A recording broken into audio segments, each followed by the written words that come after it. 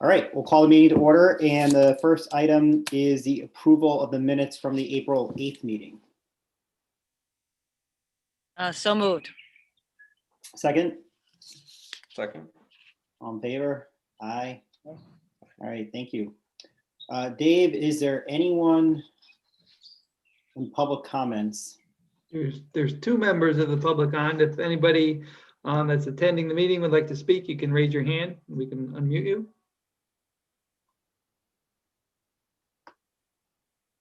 Nope, no comments. Great. Well, so we have Ginny and Barbara here to give us an update from the South Central Comprehensive Economic Development Strategy. Wow, that's long. And they've sent a great deck, and we'll make sure that everybody gets an opportunity to view the presentation in its complete form. I know that Barbara and Ginny we're going to highlight some of it this evening, and then we can open it up for some questions afterwards. So I'll turn it over to you ladies. Okay. Thank you. I'm Ginny Kozlowski. I'm the Executive Director of Rex Development, also known as South Central Connecticut Regional Economic Development Corporation. Barbara is going to kick off the presentation, so thank you for having us. I know we're on a very tight timetable. So Barbara, if you'll just take it away, and we'll go from there. Thanks, Ryan. Sure. Just for the briefest backgrounds, the region that we do the economic development strategy for is from Milford to Meriden to Madison. We were the first federally designated economic development district in the state. And as part of that, we are required to create an economic development strategy every 5 years. And we did the 5-year update in 2018. And then we do annual performance reports. So as you can imagine, the performance reports are, we're not doing great.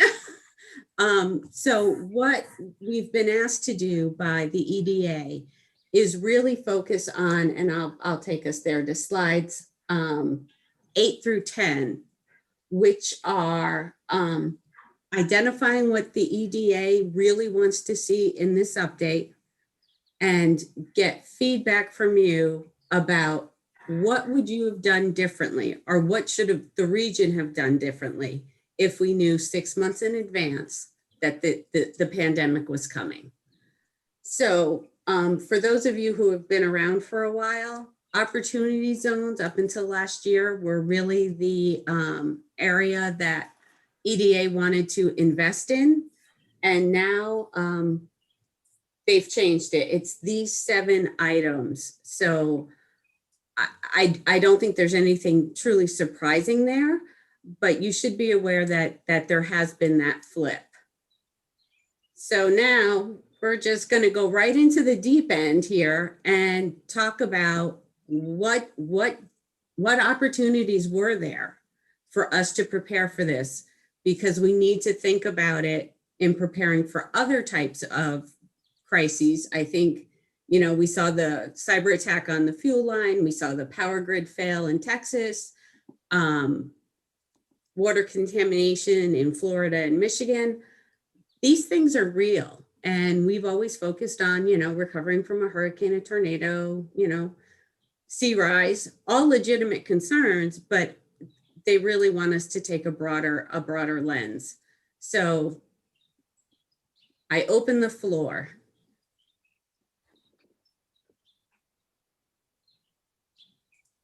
Well, first of all, I had just a quick question.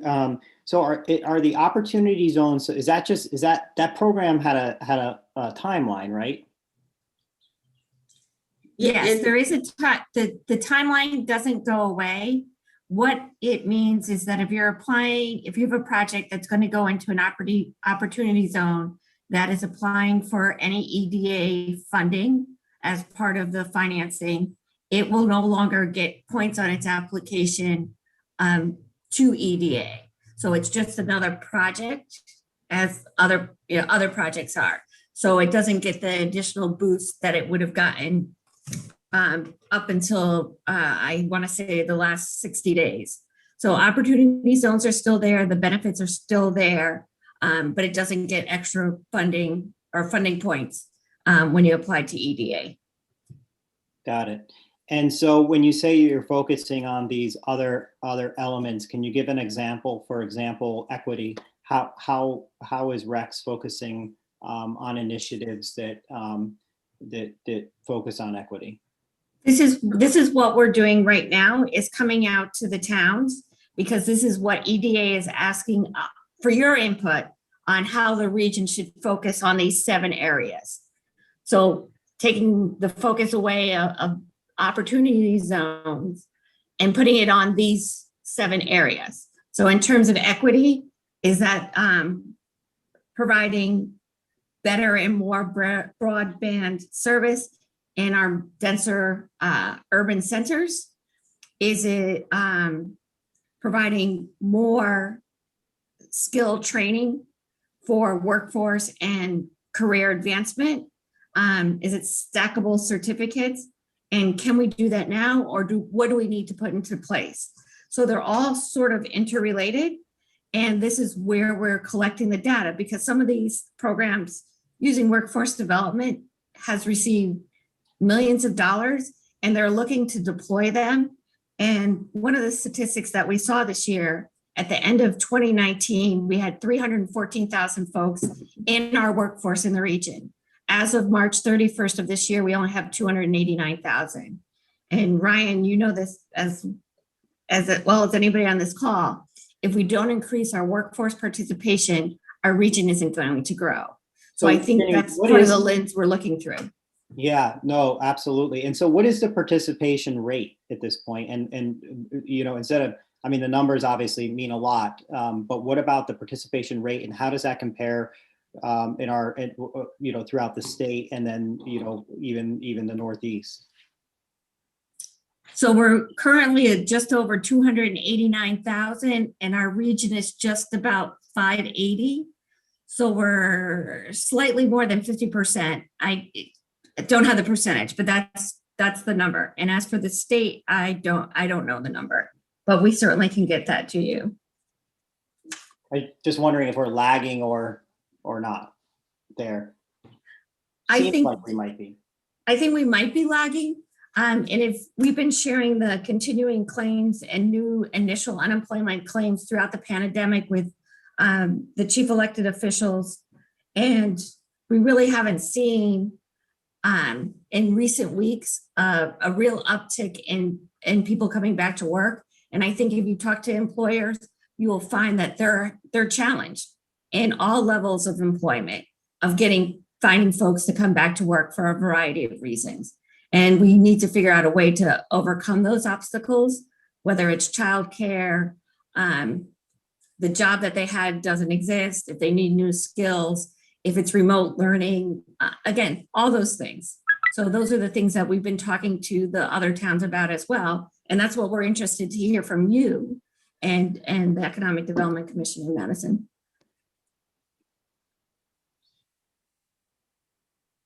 Problem of getting people back to work is regional or local. Is it a national? It's a national trend. Is it?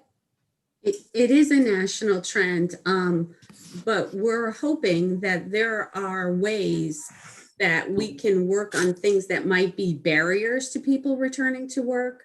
We know that childcare has been an issue. We know that the fluctuation in remote learning has been an issue. People, you know, they were home 2 days, kids were at school 3 days, then somebody would get infected and they would have to be home. So there are those kinds of uncertainties. There's also issues with access to vaccines. We need to make sure that we get more people vaccinated so that people feel comfortable going into the workplace.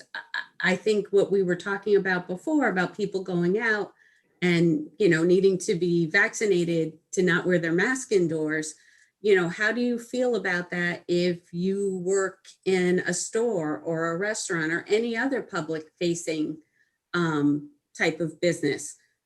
That's where we sort of need to figure out how to get to, you know, quote unquote, herd immunity, so that people, it takes the fear out of people returning to the workforce. And yeah, I agree. It is a national issue, but there are things that we can try to do with the ARP money in towns, in the region, and at the state level. This is Peggy Lyons. A pleasure to meet you. See you on COG calls. Oh yeah. And so I was kind of, I think one of the things that our community is challenged with is we do have in general, a workforce that has been able to adapt to this because it's, the socioeconomic factors, the access to technology. So you do have people that have been able to be more flexible and work from home and manage childcare than perhaps other communities in Connecticut, although people still have a challenge with that. But I also think there's what are we expecting to go back to? What is going to be the new norm? And I think that is ultimately a bigger question. We're even reflecting on that in town campus and within our own workforce about people got used to working remotely. People got used to a lot more flexibility in their lifestyles. And so how do we, create, I think this transition back is going to be tough. I think our own workforce is going through this right now. The expectation of being in for regular work hours, 5 days a week, in interacting with the public. I think people who have had the ability to work from home throughout this pandemic are going to be resistant to going back to a in-person setting. And I think that's going to create bigger issues I know a lot of companies now are having the amount of space that they have, creating flexible work policies. That doesn't address necessarily unemployment, but, I think to get those, people who stepped out of the workforce because of all the variability, especially childcare and women in particular, which has a low participation rate right now, one of the lowest in, I think, the last 30 years, they said, right, in terms of women out of the workforce. I think we have to figure out what is going to be the new norm.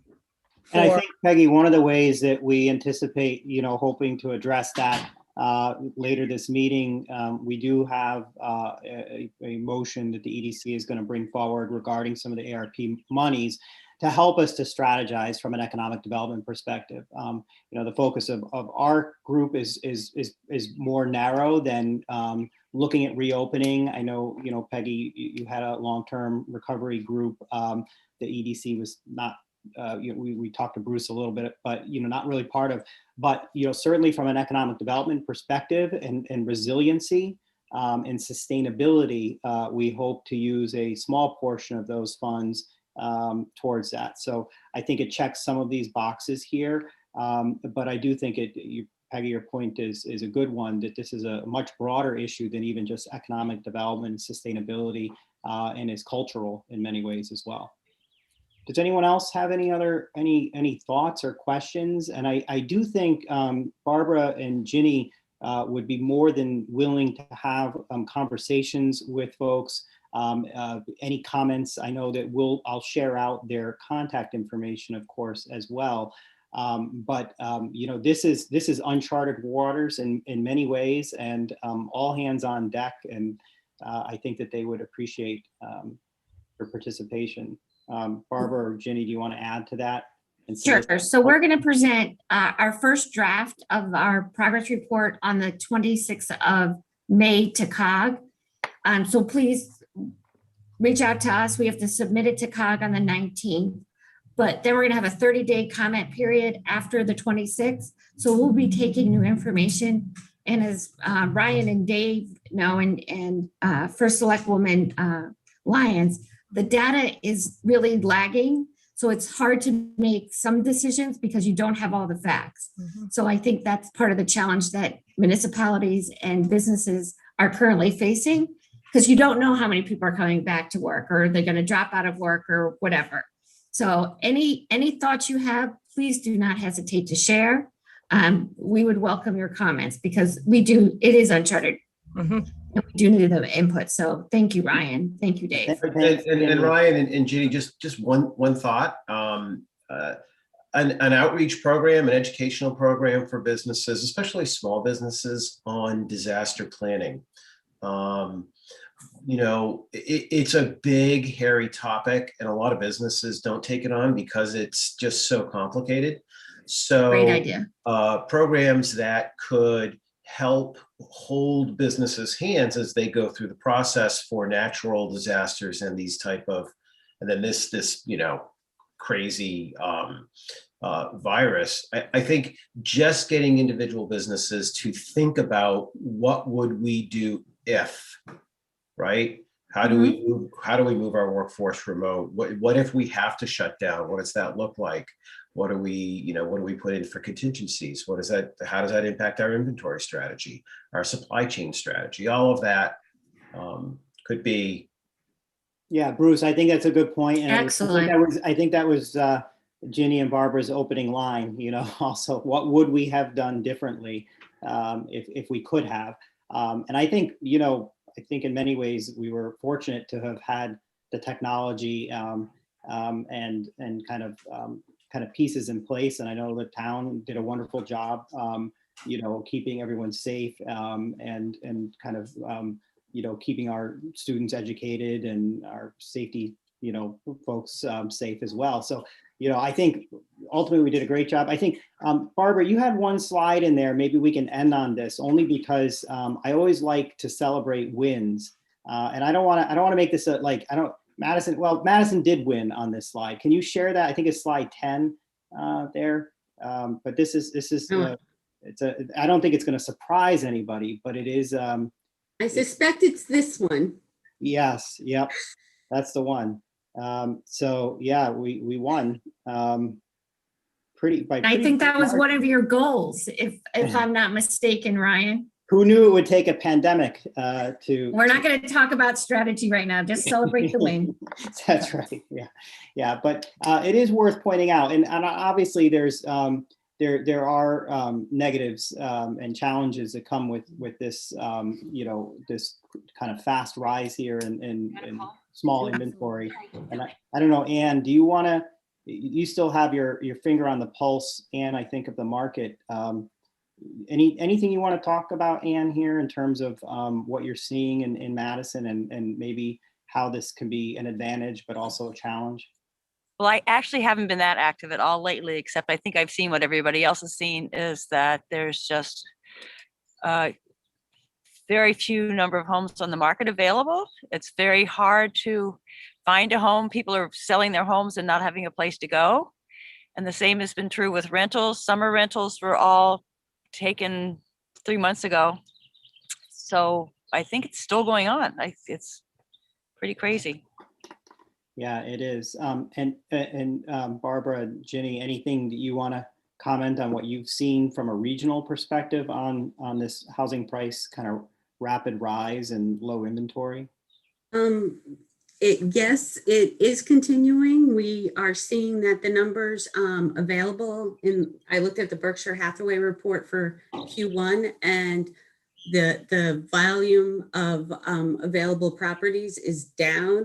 The days on market down, price up. And we've had issues with having the full spectrum of housing choices, you know, for starter homes, affordable housing, downsizing. All of those things have been an existing issue. And the sudden increase in demand for housing in Connecticut is only exacerbating that. Well, this has been great. Thank you so much. I hope next time that you'll join us in Madison and Yes. we can see you in person. We'll make sure that we get the full presentation out to the commission as well as the contact information. Hopefully we'll be able to share some good ideas and insights that could help you in the process. Ryan, could I just ask one question of Ginny or Barbara, if I could? Is that all right? Yes. You didn't mention it, Ginny or Barbara, so I was just curious with regard to the workforce and kind of the lower numbers in the workforce. Do you think the bonus unemployment check, have you looked at if that has anything to do with that? At this point, we don't have hard data on it. I think in other states where the minimum wage is so much lower, like if you're looking at the federal minimum wage, which is under $8, then yeah, I think it would have a huge impact. Here, minimum wage is, I think, 13 now. Is that where we're about, Jen?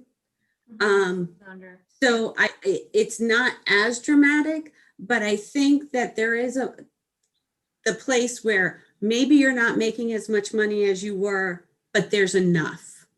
So until someone feels safe and are confident, I think it's an easy out for people who really don't understand why people aren't coming back to work.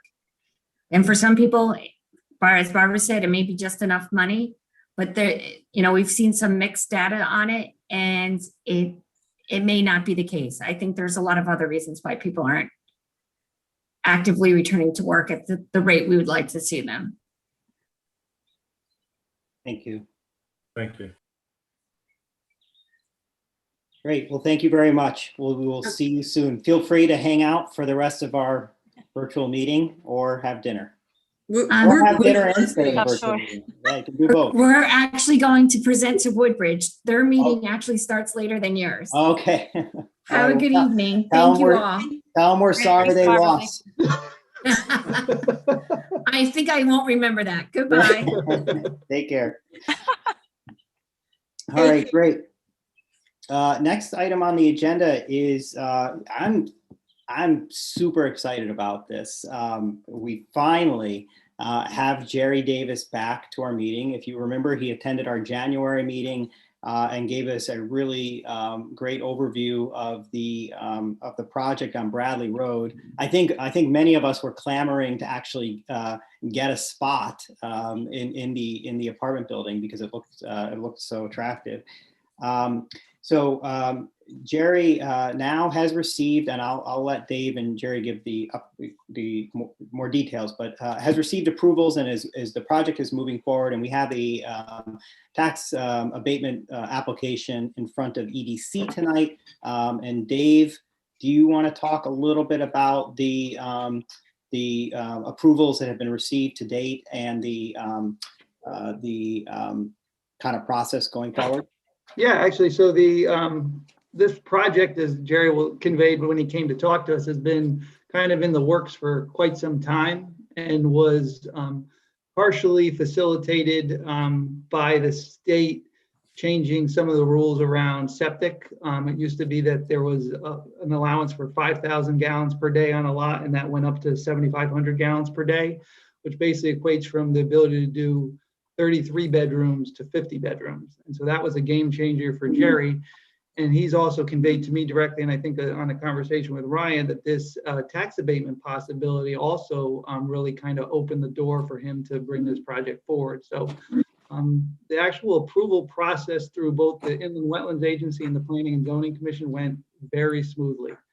There was no hiccups. There was no major concerns. Jerry had a good team in terms of engineer, architect, landscaper, landscape designer that did really wonderful job presenting the project, and it, like I said, it sailed right through. So now it's, I've done my part as to get Jerry where he is today. So it's on him now. Right. Good job, Dave. I think that was an opportunity to be thanked there. Thank you, Dave, for your hard work.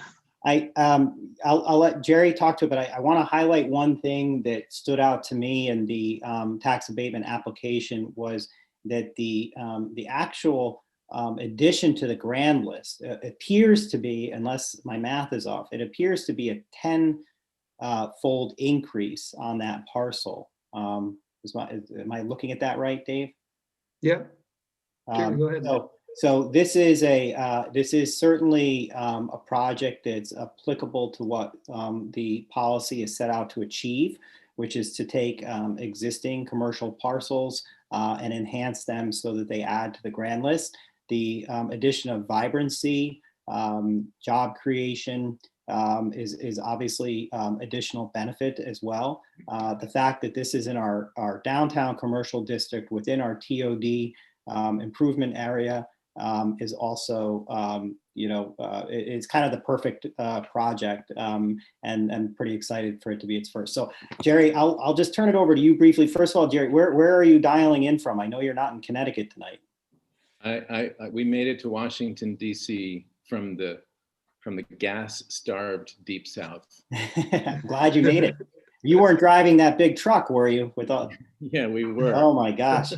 Yeah, we left Atlanta this morning, and yesterday in Atlanta, if you needed gas, there was none to be found. Wow. I'm glad you made it. Well, very exciting that the project has received its approvals. Perhaps you can remind us as to why this abatement is important for this project. I know you and I had a conversation a week or so ago, and we were discussing the construction cost increase that has occurred recently. And so if you could just share a little bit about kind of what's about to happen starting in August, and some of the price increases you've seen and how this could help to make the project get done. Yeah, well, thank you for your time, everybody. The history that Dave mentioned is really important, because we acquired that property in 2009, and if you recall, spent trying different plans to make it work. And it wasn't until these two things happened, which were the change in the septic rules, and then the tax incentive, and that suddenly unlocked more possibilities. And that's brought us to the current project, which, just to refresh your memory, calling it the Bradley, and it's a 30-unit, 3-story building with an elevator service, and it'll be rental apartments. And just to address what Ann was saying before about, the current real estate market, and what Ryan said is true. This meets a lot of objectives about energizing the downtown, but it also addresses what Ann is saying, which is that there's not a lot of housing for people who would like to maybe sell their home and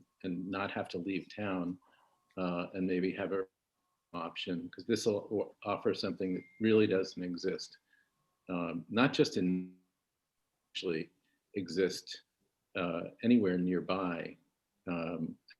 There's, you can look in New Haven and maybe Old Saybrook for something that's comparable. The math that kept us, held us back, was suddenly unlocked by those changes. And so we went ahead and designed this building, and we're maxing out our septic capacity, maxing out as much density as we can on the lot. But the costs of construction have climbed. Lumber alone is as everybody has been talking about many times, many multiples of what it was last year. I think, a 2x4 is about 4 times what it was a year ago. There's some conversation about, excuse me, the prices leveling out, but never going back to where they were for lumber. If it does level out, I'm not sure it's going to level out on our timetable. So what we've found is that our construction costs estimated last year have gone up by about 25%. Which is a real pain point, to be sure. And it certainly makes these tax incentives more important. Just to add a little bit of specificity to the assessment numbers, the 2 lots as they now stand are assessed together at 462. When Brian said it's almost a 10-fold or about a 10-fold increase, they're estimating that the assessed value of the building when it's finished will be probably in the 4. Oops. That was a big number. It clogged the internet. It was over $4 million, which is in the application there. So, We lost you for a second there, Jerry, but so a 4 million estimate. It could be more though, of course. I mean, Yeah, it's no, hard. most likely The assessed value or the the appraised assessor will value? get it. We'll get that number up for you, Jerry. Don't worry. Yeah, send a tax assessor out. Oh, I'm sorry, is that the assessed value or the appraised value? Is it the assessed value you're talking about, the 70%? Yes. Yes, the assessed Okay. value. Wow. So, sorry, I'm going off of my phone here, so I Yeah, apologize. that's okay. Well, Jerry, you know, I'll just mention a couple of things just as a reminder. I don't know. I know that we talked a lot about this policy about a year ago, and actually kind of polished it up, and the Board of Selectmen approved it sometime last summer. And so I probably don't need to give all the details again, but the intention of the policy is to grow the pie. So we're not you know, taking tax dollars that were $100 this year and making them $70 next year. It's only on the incremental increase of the tax, and so it's an encouragement to grow the tax base, and to grow the size of the pie. So that's the intention. I would like to, I don't know, Jerry, if there's anything else you'd like to add, happy to do it. And if you break up, we'll ad lib for you there. No, I think, you know, I think this more than any other commission understands, you know, I think what this can contribute to the town. It also probably you all understand our situation and how, you know, these tax incentives have been, you know, part of why we're here today, and certainly part of what your intent was with creating them. So I'm happy to answer any questions, but I think we've said it all. I'd like to open it up to any questions for either Jerry or Dave. Right, maybe I'll just remind people about the process. Okay. So I think what Jerry is submitting this application, he submitted to me via email, and tonight he's basically asking for a letter of support from the Economic Development Commission to submit alongside his application. And so once we receive his application, it gets forwarded to a bunch of different town staff, but importantly to the Board of Selectmen and the Board of Finance. And both the Board of Selectmen and the Board of Finance have to take a positive action on the abatement. And then for the requirements of Connecticut general statutes, it actually has to go to town meeting for approval. And so if it's approved at town meeting, then the town enters into an abatement agreement with Jerry. And when the project's complete, it's enacted. So there's a few steps to this process, but you know, the action tonight again is just kind of an endorsement of his particular application, so that when he submits it, that's paired along with it. That's right, Dave. That's a good important thing. So we're not making any approval here. Right. We're simply basically providing a letter of recommendation or endorsement. Correct. And I think this is exactly what we were thinking about how many years ago, a couple years ago when we started. Probably more than that. Ann. Yeah, but this is the exact kind of project that we wanted to encourage, you know. So. Yeah, I want to second that. I mean, when I came onto EDC, that was sort of one of the first things we did was talk about what were properties that were good candidates, and there were some that I felt were less good. This is the antithesis of those. This is a huge win for the town, and there really shouldn't be any question about whether or not we endorse this, in my opinion, as a reasonable candidate for an abatement. Yes, wonderful. Great. Well, Jonathan, do you want to turn that into a motion? You said it. Yeah, I motion that we endorse this wholeheartedly. Second. All right, all in favor? Aye. Aye. And I know Terry, thank you all. I know Terry will make that sound even more eloquent. So thank you all. Jerry, thank you very much. And thank you for your commitment to town. I really appreciate it. I know it's been a tough year. So thank you very much. Yeah. Thanks. Good luck on the project, Jerry. Yeah, thanks very much. Very exciting, Jerry. Thank you. Thank you. Thanks, Jerry. I know we'll be talking next week, so. I know, we all get totally first dibs on apartments. Yeah, we're there. I got a waiting list, don't worry. Sounds good. Okay, thanks. All right, Take care. enjoy DC. Bye-bye. Great. All right. Well, now moving on to another relevant topic of the evening is the American Rescue Plan funds. And Peggy, thank you for coming tonight to talk to shed a little bit of light on Madison's anticipated receipt of these funds and some ideas on that. I know we have a particular motion we would like to share with you and pass as the group.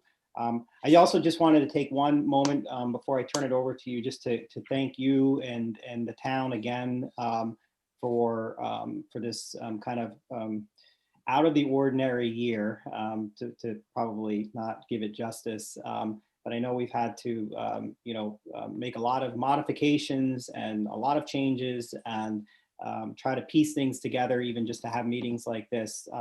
And I know it's been a lot of extra work. So thank you to you and to the staff and Dave for helping this commission to kind of keep moving. So I'll turn it over and let's talk Great. about Okay. now all the Thanks, money Mike. we're going to spend. Yeah, okay, thanks. What I'll do is just real quickly share what I showed at the Board of Selectmen meeting on Tuesday morning, which is just a real quick.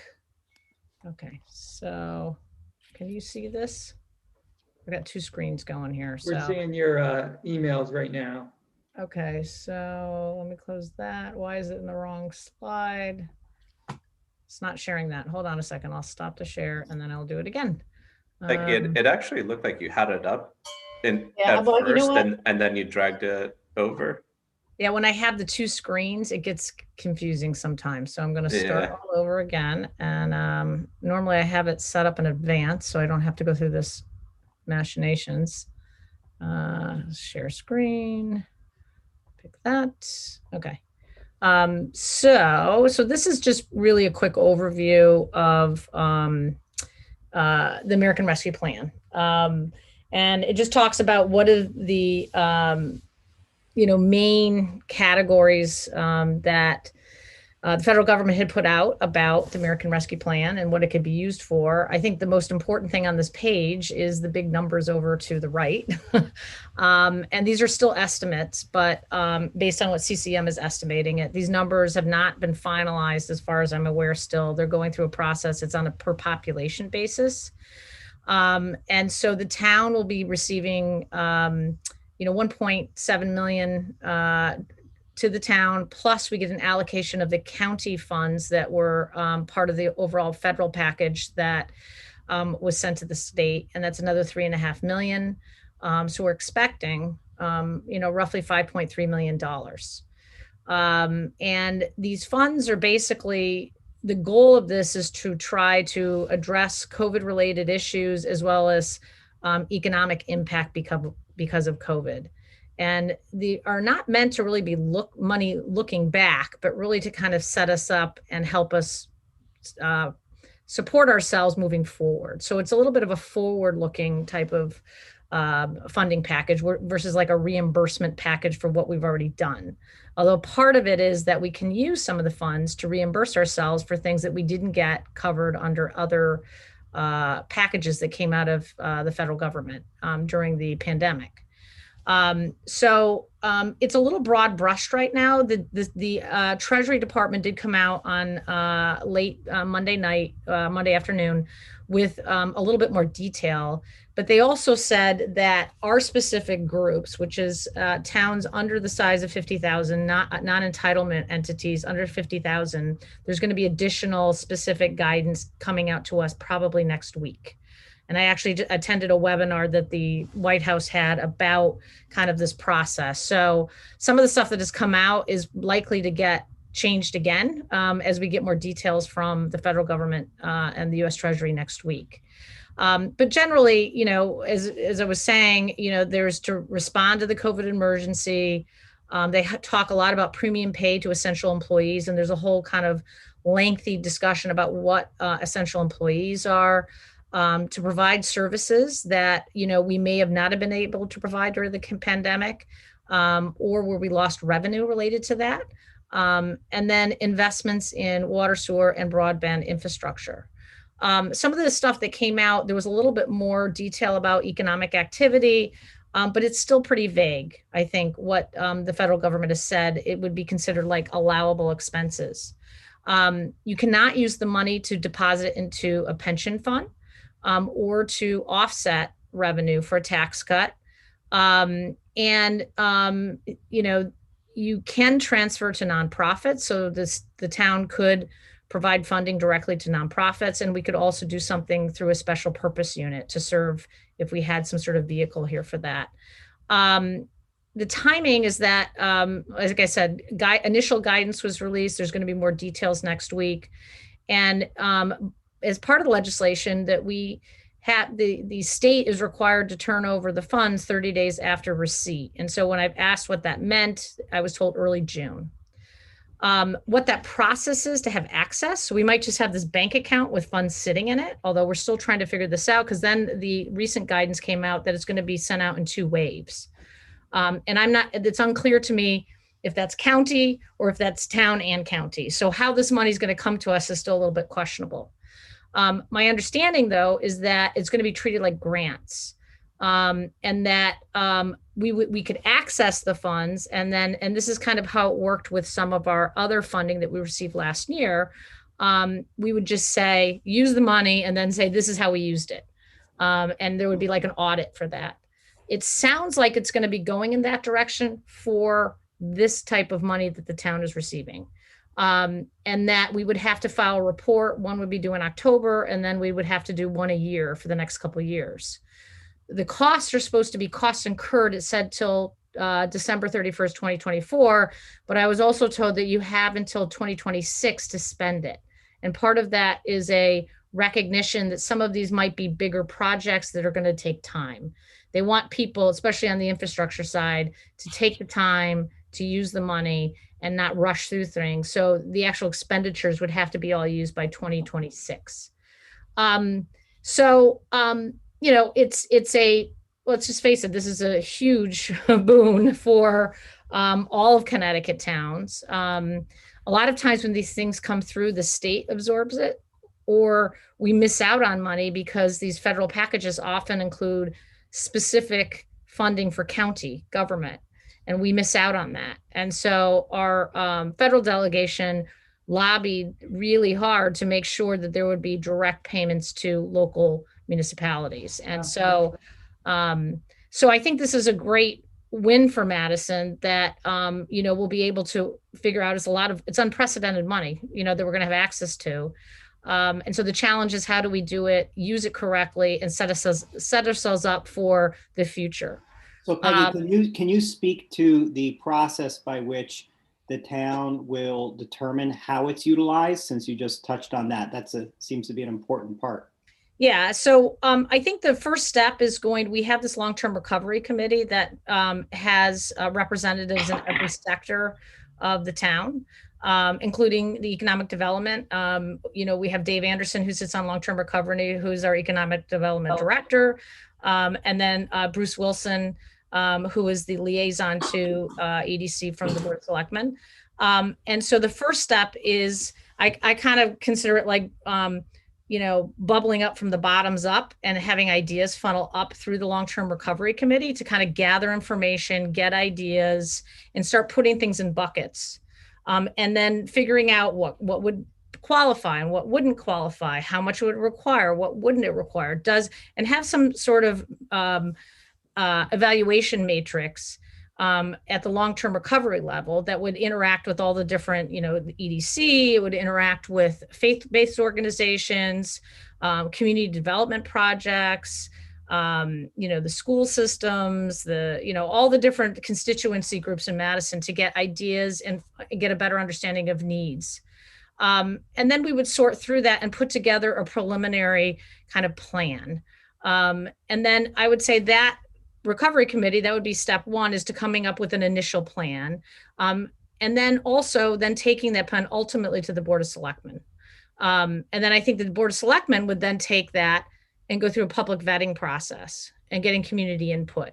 I think, at least I know one of my goals on this is to make sure that everybody in the community feels like they benefited from this in some way. It could be a small way, it could be a very big way, a facility that they use a lot, or some way that they feel that they've had some benefit from this. So Sounds like a good process, although, I'm glad we have until 2026 to spend the money. Yeah, I know.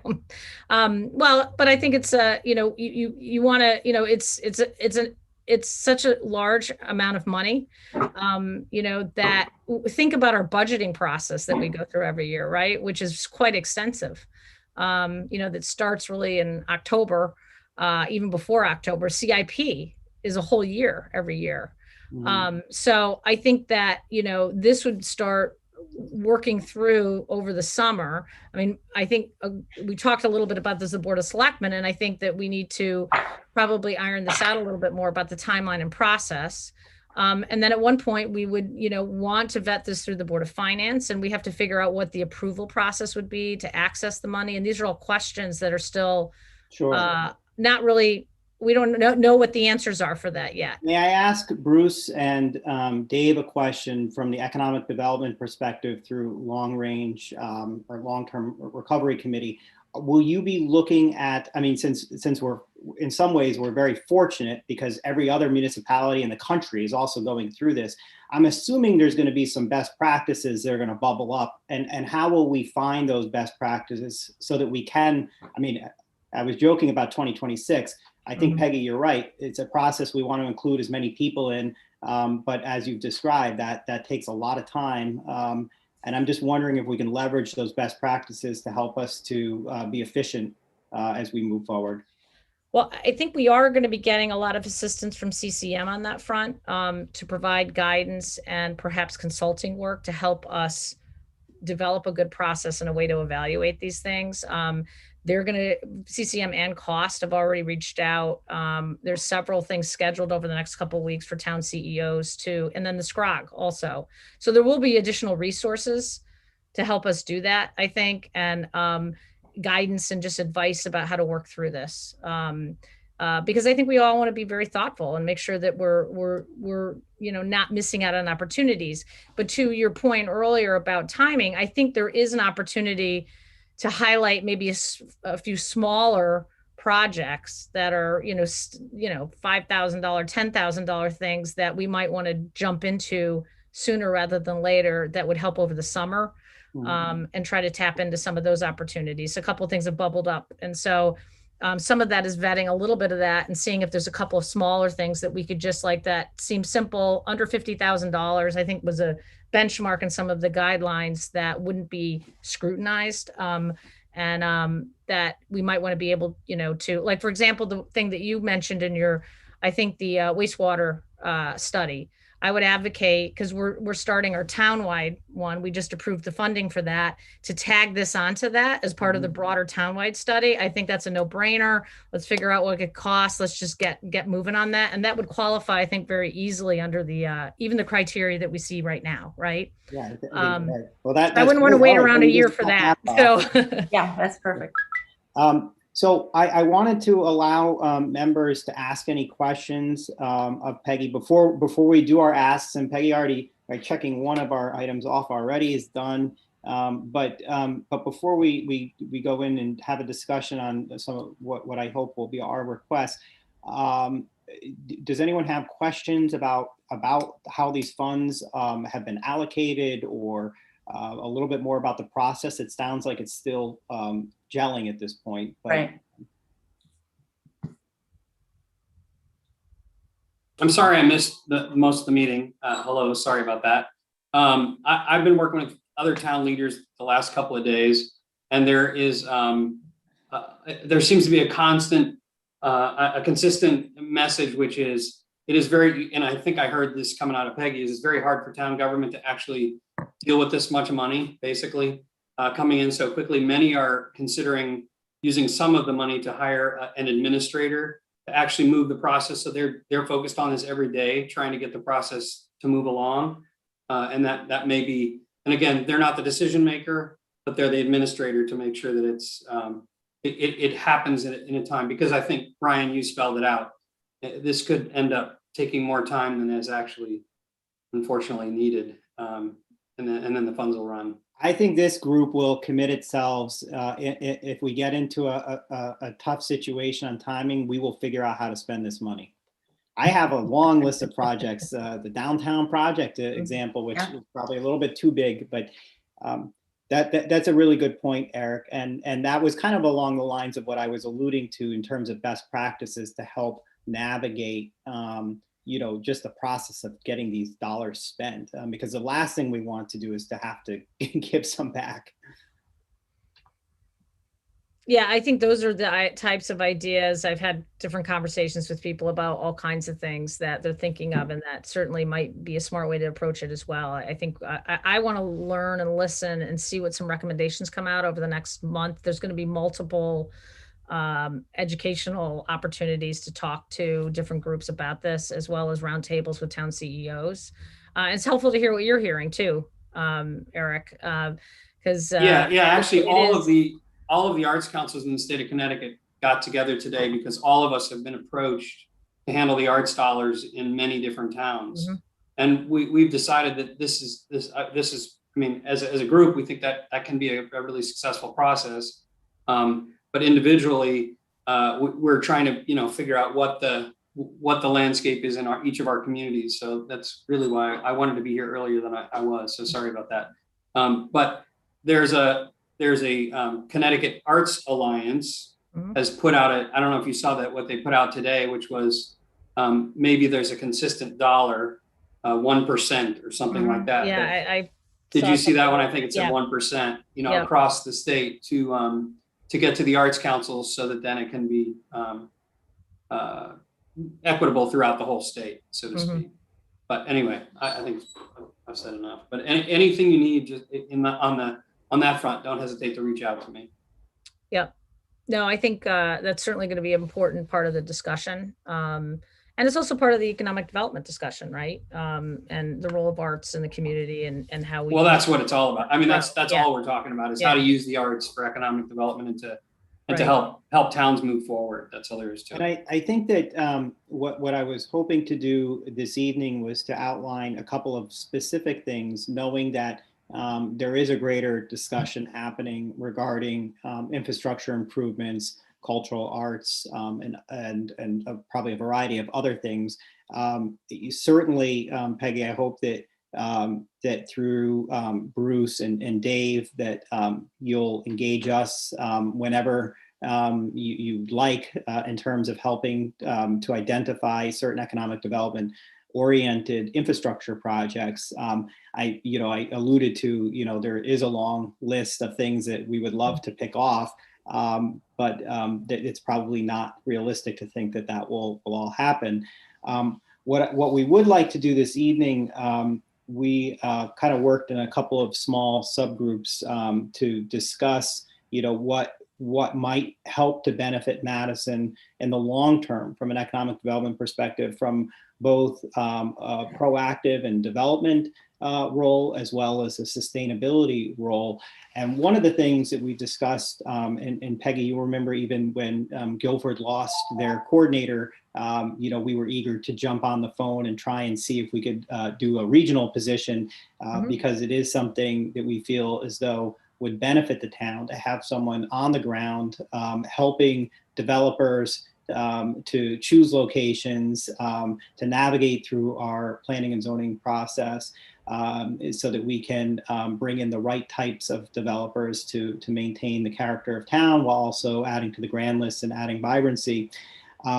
We also, though, I think, have a void in the area of our strategic development as well. This commission is dedicated and is always willing to jump on Zoom calls these days.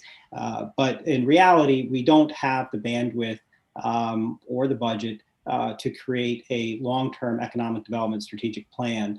And that, in terms of our town's sustainability and growth, and its synergy with the plan of conservation and design, as well as planning and zoning, would be really, really helpful. I think for the long-term viability of the town. And so with that, and we've had a few conversations actually with members of the public as well that have had experience in this area.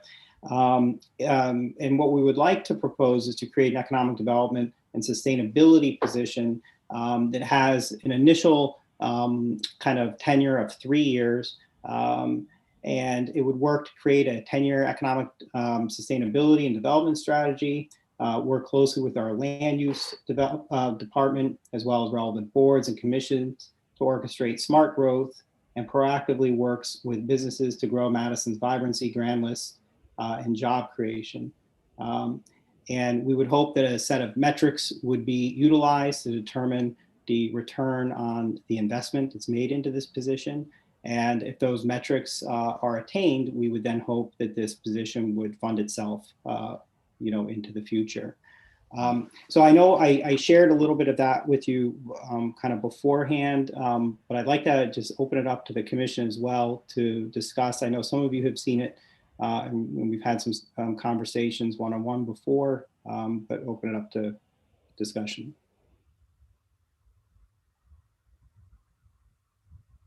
That's the first I've heard of it. Can you send that, print it out to us so that we can actually take it in again, what you just said?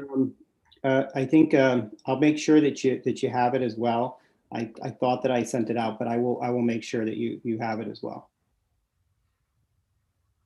I may have missed your email address there.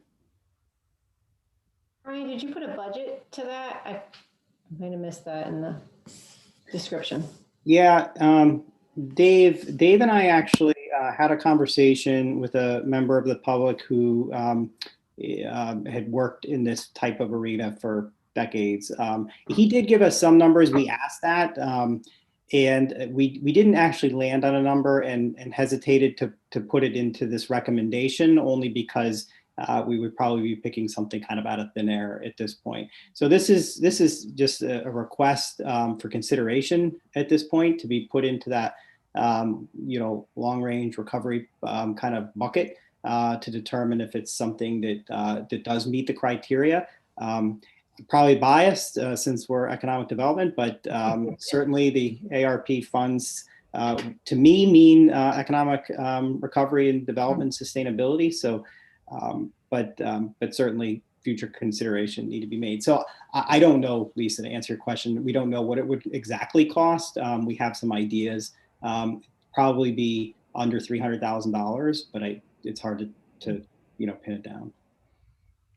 I mean, I think that the idea is a noble one, and I think it touches on, similar to what we were talking about before, the administrative needs also, and there's going to be personnel needs, to make sure that and so whether it's all economic development, whether it's administrative, whether it's partnering, with another town and hiring a consultant to do it. I think these are all things we recognize that we're going to need some additional help, that town government is just not have the resources, I think, to adequately,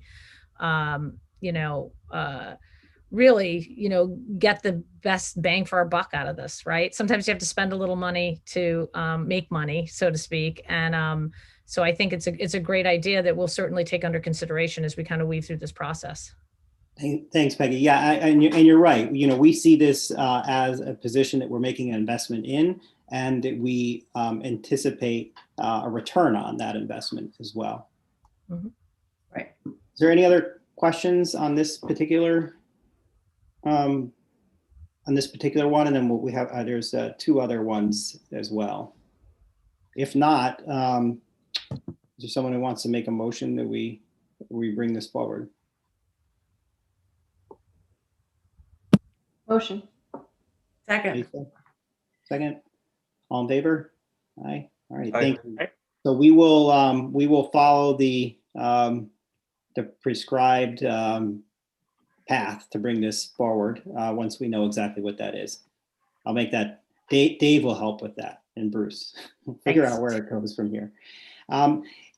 Peggy alluded in her comments about the wastewater study. This is something Mark Stefan is actually in Utah right now. Offered to dial in, but I mentioned that he didn't have to. But I know this is something that he's been very passionate about over the last several years. And I find newspaper clippings from 60 years ago that talk about the need for, they were calling it sewers at the time, but it's a shared wastewater at this point. In really what needs to happen is a study.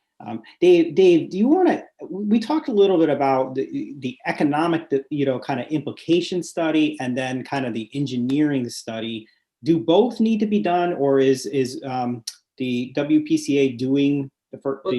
Well, WPCA study is broad-based, it's town-wide, and it's really largely focused on, making sure there's no negative environmental impacts associated with relying on on-site septic systems. Our discussions most recently were focused on, as a first step for the Economic Development Commission, to assume there's a technical solution for shared wastewater for our downtown area primarily, and make the economic development argument as to why that would be beneficial for the town. So assuming, this is a 3-year process with the ARP funds, if we do that initial assessment from an economic development perspective and it's favorable, it shows that it'll allow for so many more square feet of development, it'll add vibrancy, it'll do all these things, then I think a further technical analysis could follow. Because the WPCA study would not provide that. They'll not provide a technical solution to doing it. Okay. But our particular request here, though, is to do the economic impact study. Yeah, and that's for the around $50,000 cost. That would be the first step. Yeah. And that will help us to determine what the potential return on an investment will be, because we still don't know exactly how that type of system would be funded. We know that there's different options, but we don't know exactly. The study would also assist with that in terms of different mechanisms to fund it and who might own it, and so it'll help us with understanding that a little bit better too. And I think this, the timing of this is important because the infrastructure bill that's being discussed, the federal infrastructure bill, there might be an opportunity to actually, if we have a vision of what we want, there might be some additional funding to go after to actually pay for some sort of improvements or investment, in our downtown. So I think to try to pull that forward. And we talked about this a little during the budget, to be honest, of trying to do the economic impact study as well. And then we decided to just focus on the WPCA, which is also half of it's reimbursed from the state for that cost. But I think this is one that we could argue is worth pushing forward, tag team. It might even be cost effective if we use the same,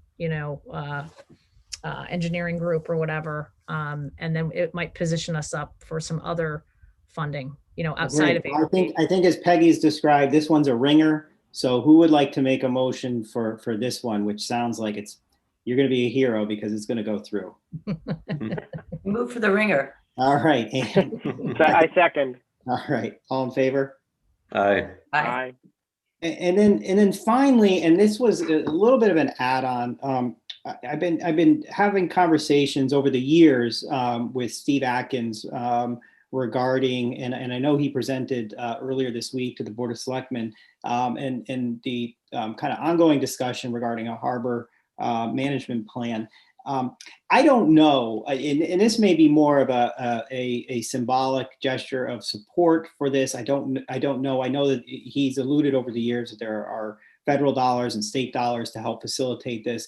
But I don't know if there needs to also be kind of a catalyst from within the town to develop a harbor management plan. We actually, as a commission, interacted with the harbor master when we did our seaplane adventure. I know some of you were on the commission at that time.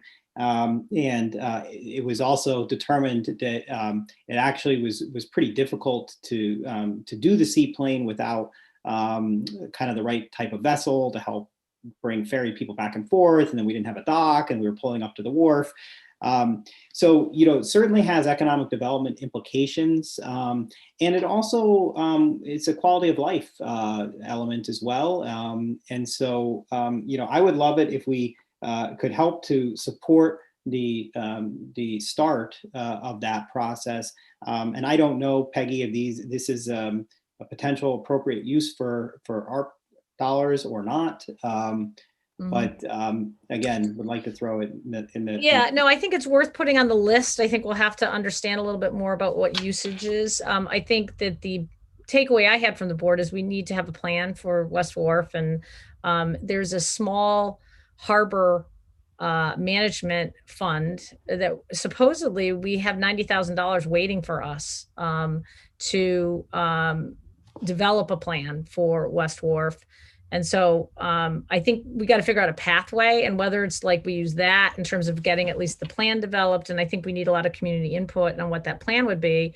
And then using maybe some funds from the American Rescue Plan to purchase, whether it's floating docks or whatever, I'm not sure, but I think it'll certainly be a part of the conversation. And I think, at a minimum, we have to do, I think the plan is a good idea. So we'll figure out the right pathway to get there and what funds we go for, but I think we've got to take that step, certainly. So I'm definitely supportive of that. Bruce, you were at the discussion with Steve and on Tuesday, and I don't know if you had a different takeaway. No. I think it's a conversation that we want to move forward. I think there's a lot of compelling arguments for putting together a comprehensive plan for the wharf. We've got the emergency services side. There's an economic development component to it. And there's just the general use of the beach and how that's going to be done. So, yeah. And the good news is I don't think it's going to be a terribly expensive or complicated thing to do. Well, Scott Erskine talked about a plan that he had from 1980 that would be perfect. So maybe the work's been done. Yeah, well, that plan might be a bit outdated. I've seen it, but there are some interesting parts of the concept though, to evaluate. Well, I'm going to make a motion that we to help support the harbor master to get this plan started. I don't know exactly what form that will take, whether or not it will go into these federal dollars, or maybe it doesn't need to. But I would like to make that motion that the EDC support the harbor master to get the harbor management plan started. I'll second. All in favor? Aye. Great. Well, excellent. Wow, we made it. We made it through all this pretty heavy agenda. I'm going to call for any old business. I do have one other item under new business. Is there any old business? So yes, I just want to touch briefly. I have made some contact with one person from the Madison Land Trust, and who is excited by the concept of something with respect to having off-lead hours on trails for dogs. As something that would somehow make it easier for people to feel safe when they don't want to be with dogs. And he suggested I draft sort of a 3-line thing to sort of advance the process, but contact has been made, and I will keep everybody posted. That's great. Thanks, Jonathan. Sure. Great. So under new business, I had one other item that came out of conversations over the last month, and it actually is in reference to the Charter Commission. I don't even know. I was going to look it up to see where that group is, if they're still deliberating their suggestions. Bruce or Peggy, maybe you know that. They're still great. Yeah. So our suggestion and what I would make a motion to do is to if the town, and this will be my motion, if I can remember it properly, if the town were to keep its current structure with the Board of Selectmen and a first select person, we would recommend moving to a 4-year term from a 2-year term. Guilford has done this as well. And this move would help to reduce attrition and help kind of with the continuity of leadership, including different projects. I know for some of us who've been serving for way too long at this point, we've seen, as that attrition occurs, that it also sometimes interrupts projects and other things. So would open that up for discussion.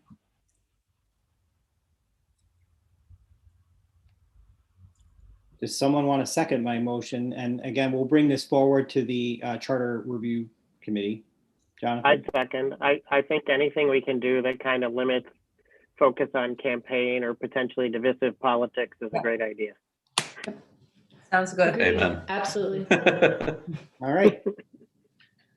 Wow. So we didn't keep to our 60-minute limit tonight, but I didn't anticipate that we would. But we're just 11 minutes over. So that's not bad. That's not bad. Peggy, maybe you can get your Board of Selectmen meetings in 60 minutes. Hey, Ryan. Yes. I'm sorry I was a little late. Will we get a copy of the slide deck from the presentation? Can you make sure that? Yeah, I'll make sure I send that out, and I'll include Ginny Thank you. and Barbara's contact information. And they're sincere. They really do want to hear from you. So Yeah. any suggestions or ideas that you have. They were a big help when we were doing the revision of the tax abatement discussion last year. They were. So yeah, I can't speak highly enough of them as being willing to work with us. Great. Well, Jonathan, that's a good reminder. We are a member of REX, and that is something that we contribute to each year. So for those of you that, Justin, are on the purse strings, keep that in mind. All right. Well, great. All right. Well, thank you very much. Motion to Thank adjourn. you, guys. Got a Thank lot you. in. Thank you, Peggy, for attending. Bye-bye. Take care. Thanks, everyone. Right. Thank Good night. you.